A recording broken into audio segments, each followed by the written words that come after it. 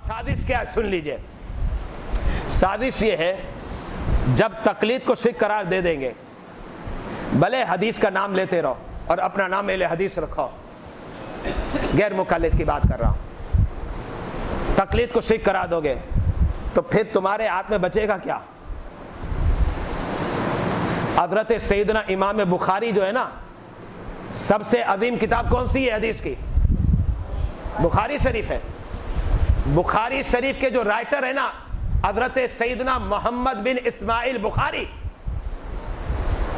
بڑے بڑے ائمہ نے اپنی کتابوں کے اندر لکھا ہے کہ امام بخاری کا تعلق شافعیہ علماء سے ہے. اگر شافعیہ علماء سے ہے تو مطلب کیا ہوا؟ وہ امام شافعی کے مقلد ہے. کس کے مقلد ہے؟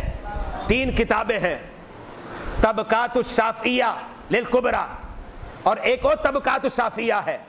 اور شاہ ولی اللہ محدث دہلوی بر صغیر کے عظیم محدث ہے، انہوں نے الانصاف کتاب کے اندر لکھا کہ امام بخاری جو متبع تھے امام شافعی کے تھے.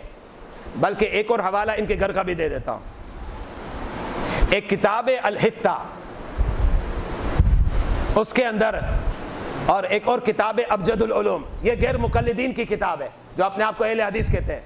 ان دونوں کتابوں میں بھی لکھا ہوا ہے کہ حضرت سیدنا امام بخاری کا تعلق شافعیہ علماء سے ہے.